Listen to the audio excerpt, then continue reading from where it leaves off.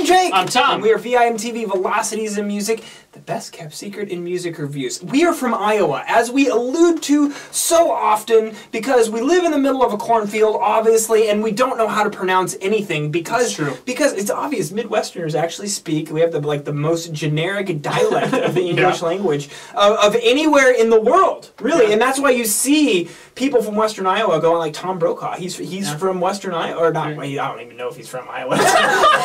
he's from the Midwest, though. Okay. I do know that because of his dialect. It certainly helped him proceed. Anyways, Iowa, we don't have a very good music scene here. It's not huge. It's not as ample as we would like it to be. Artists would rather just go to Kansas City or Omaha or Chicago or Minneapolis, and we just kind of get passed over a lot of the time. Yeah, and that's why we always have to drive so far to go see concerts. Yeah, we do. But we do have one awesome music festival every year around the 4th of July. This year, it's on the 4th of July, this upcoming Friday and Saturday, the 4th of July and 5th of July, 8035 in downtown Des Moines. And if you haven't been to Des Moines, it's actually a pretty cool up-and-coming city. It's very highly rated as like one of the best places to live in America. And because there's a lot of stuff to do on the weekends, and this music festival certainly adds to that. It's a very special place and pulls for smaller music festival. It pulls some big acts this year. Yeah. Tom, you know a lot about 8035. What are some of the acts we're gonna go see in the next couple days? Well, there are quite a few,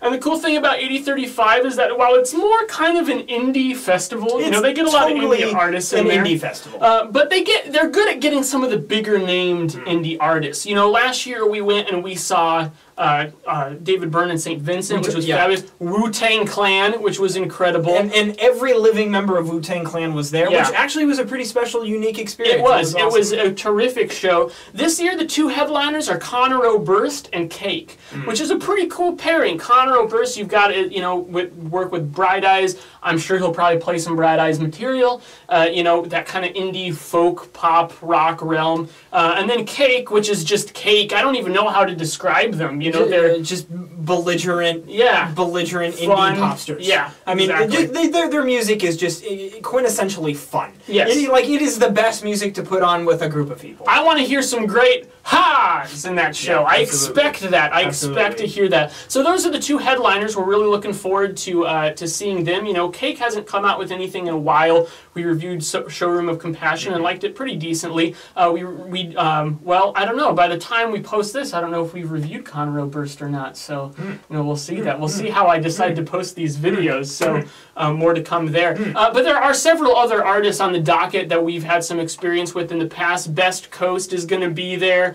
Dr. Dog is going to be there, playing right before Cake. I've heard really great things about Dr. Dog's live performances. Plus, again, just fun music. Very much so. Also, Surfer Blood. We reviewed a Surfer Blood album last year. Other acts that we're gonna go see. I think Ziggy Marley's gonna be there. Ziggy Marley. Xavier Rudd. The Envy Corps are gonna be there. Good Iowa band. Yeah, we're very excited about a lot of the bands that they have playing. There are also, one good thing about 8035 as well. The headliners are usually bigger names. They do a great job of incorporating a lot of smaller acts, and whether that's local Iowa acts that are really good, up and coming.